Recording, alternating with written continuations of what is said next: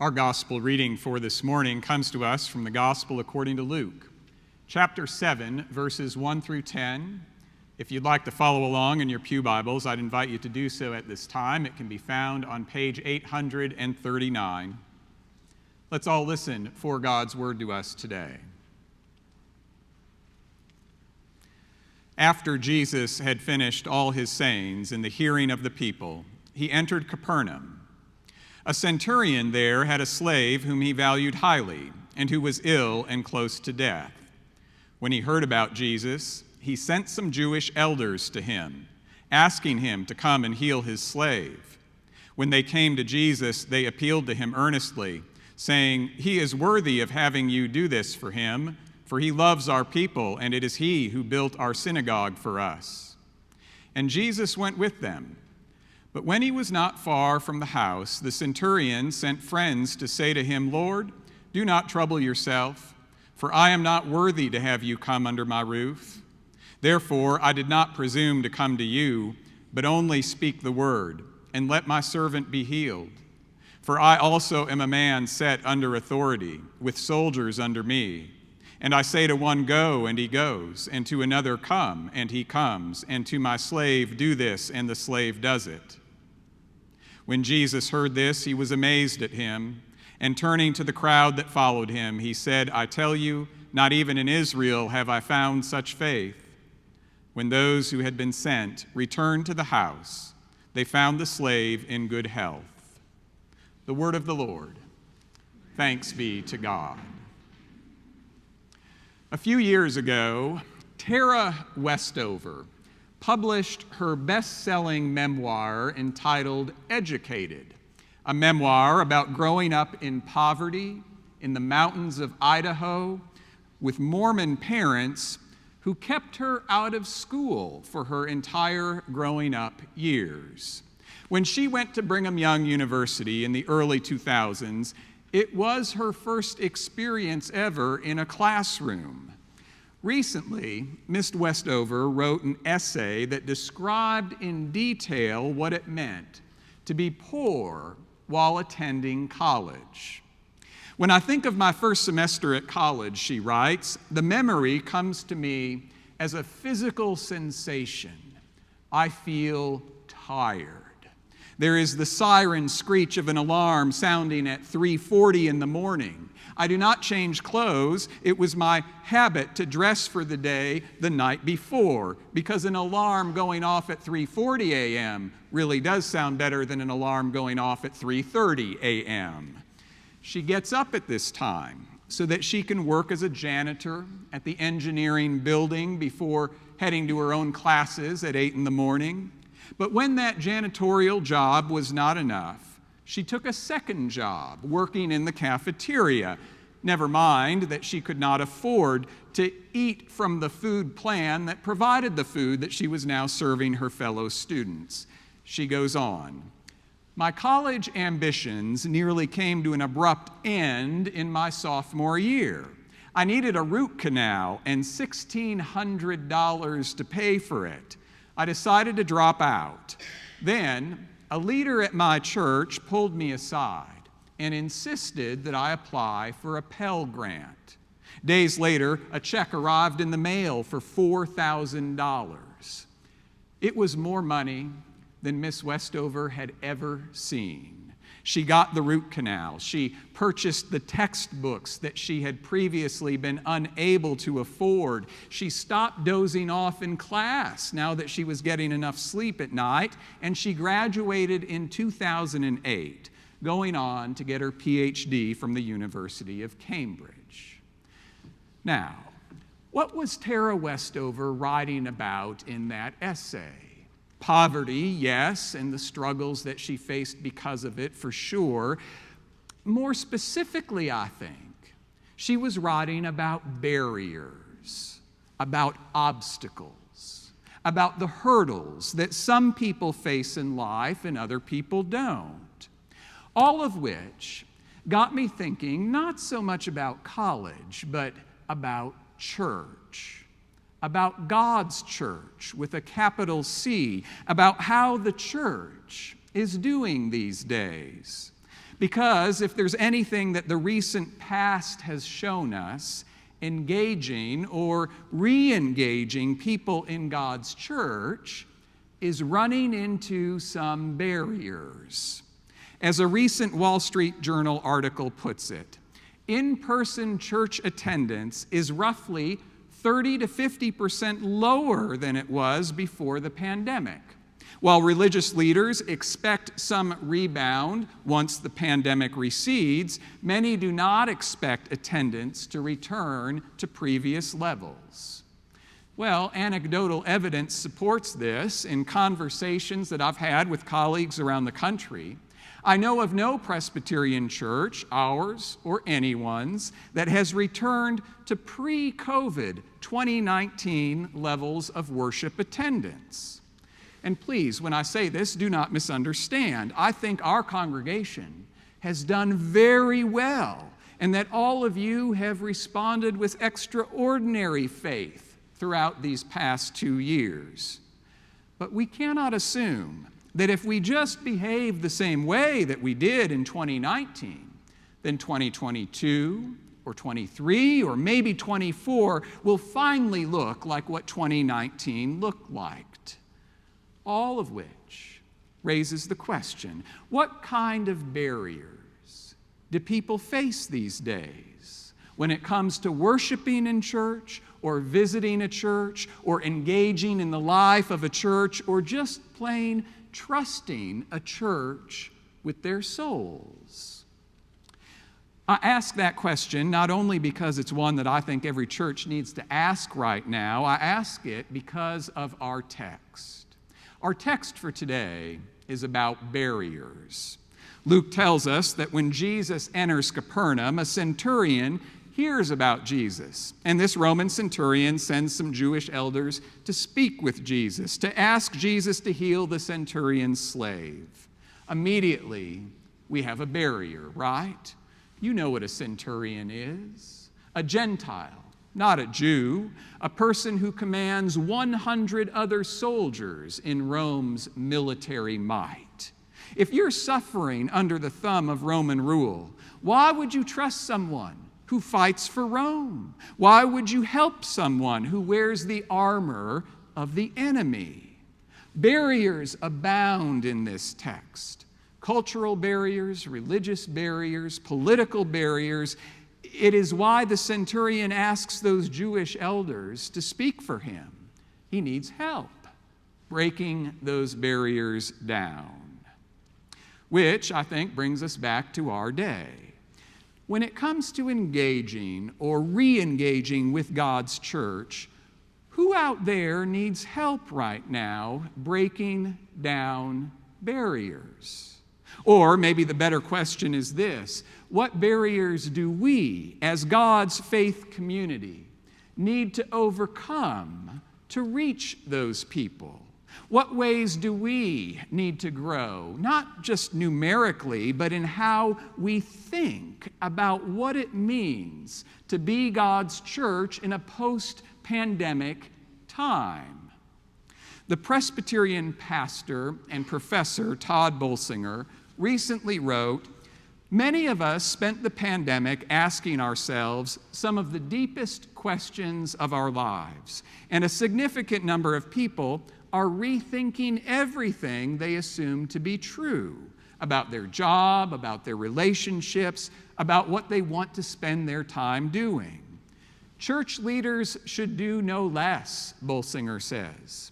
A crisis gives us an opportunity to ask the biggest question of all: why do we need to exist as a church? We need to get as clear on this as possible, he says. Survival is not enough.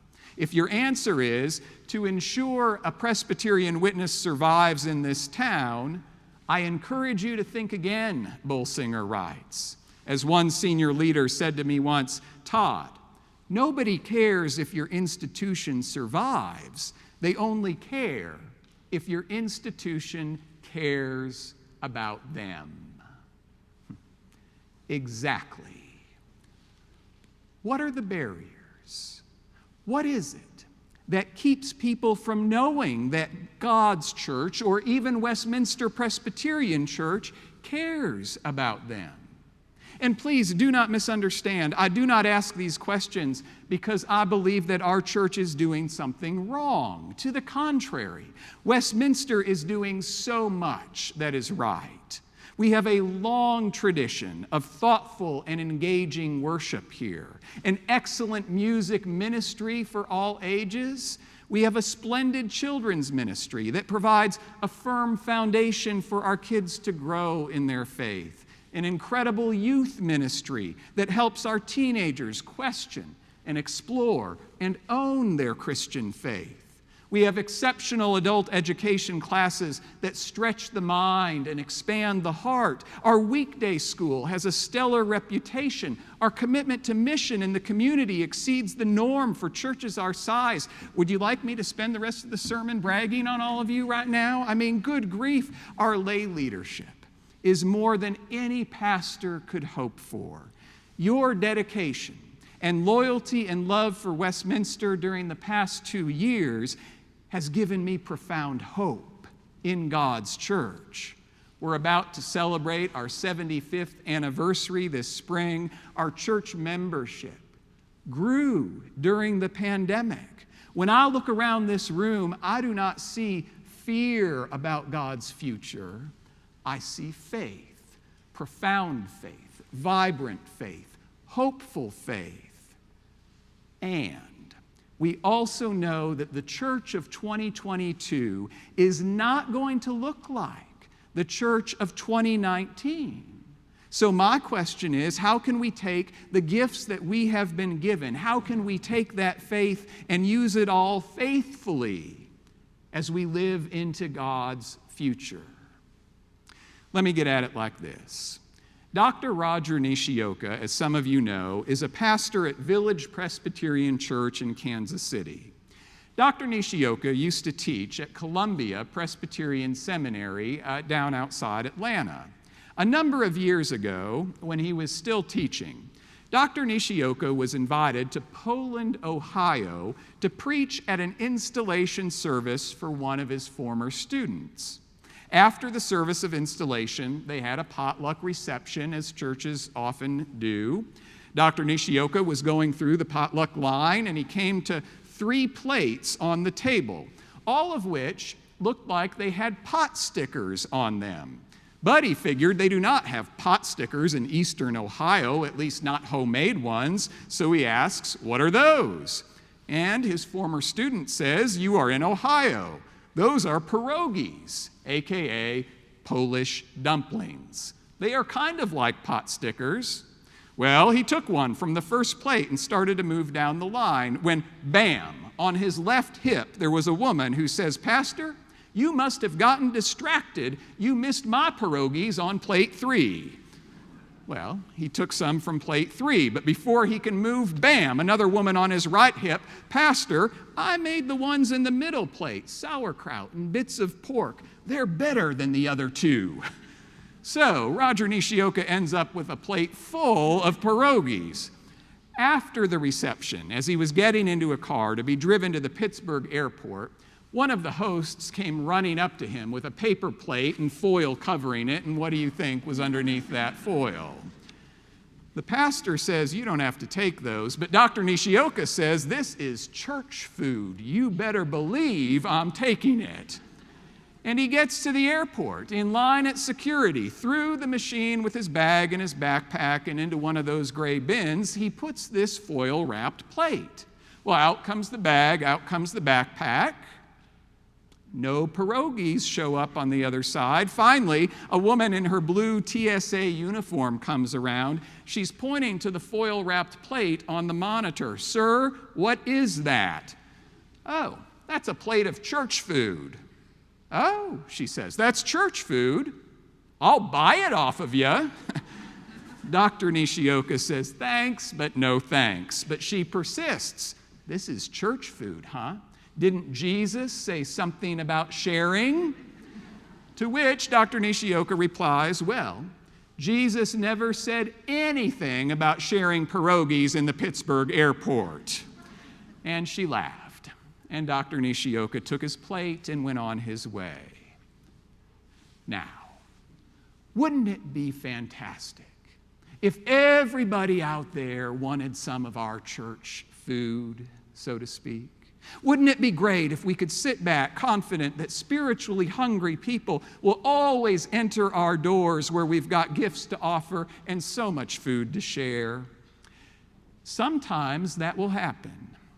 But in a post-pandemic world, when new habits have been formed, that is not always going to happen. As one of my colleagues recently wrote, we are living in a time when spiritually hungry, institutionally suspicious people are looking for meaning, but are often not finding it in faith communities. It is time for congregations to face this urgent challenge. Faith communities cannot satisfy themselves with only inviting people to come join us or with building up member services. Among the most challenging things for a congregation to do are to plan for, give attention to, and give resources to a constituency not yet present. Yet that is exactly the call to God's church at this moment. To put it another way, God's church is not only being asked to invite people to meet us where we are also being called, I think, in this post-pandemic time to meet people where they are. It's what the centurion did long ago, and I think it's one reason Jesus was so amazed at the centurion's faith. Look again at verse 6. But when he, Jesus, was not far from the house, the centurion sent friends to say to him, Lord, do not trouble yourself, for I am not worthy to have you come under my roof. Now, why didn't the centurion just wait for Jesus to show up at his door? There's a note in my Bible that says the following about this verse. A Jew who came under a Gentile's roof would risk defilement. In other words, the centurion does not want to put Jesus, this person he has never met, a faithful Jew, in a difficult spot. Would Jesus upset his own people if he enters the centurion's home, the home of a Gentile, a Roman soldier no less, in order to heal his slave? Who knows? This centurion is not just thinking about his needs. He's thinking about Jesus' needs. So he sends his friends to meet Jesus where Jesus is. What if that were the model for God's post-pandemic church? A church that does not always ask people to meet us where we are, but a church that makes a point to meet our neighbors where they are, to listen to what they're going through right now, to learn what obstacles they face in their lives, what barriers prevent them from experiencing love and hope and peace, and then to act as Christ's hands and heart in this world. For example, how do we create a faith community for the young adult who grew up in church, who's eager to do something to serve other people, but would rather listen to a podcast on Sunday morning than a sermon? Can we figure out a way to reach that person? Can we find a way to treasure that spiritually hungry, beloved child of God? When a family with a teenager who is transgender comes to worship with us, how will we make sure that that family and that teenager feel welcomed? How will we let them know that Westminster is glad to have their family here, just like any other family who enters our doors? How do we create a church home for the CEO, who is an expert not only at leading his company, but also at hiding his alcoholism? How do we give spiritual sustenance to the family of four that finds itself on the ball field more frequently than at the church sanctuary on Sunday mornings? They still feel a strong connection to their church, but it's more challenging than ever for them to be present at worship at church. How do we meet that family where they are? How do we feed them? How do we nourish them? You and I do not have to have all the answers to these questions at this moment. I do believe that we must treat those questions and this moment as God's precious gift. I believe that when we are equipped and sent by God to meet our neighbors where they are, it will not only be new neighbors, new friends, and perhaps new members of Westminster whose faces become familiar to us. I believe that in their faces we will see the face of Christ. Amen.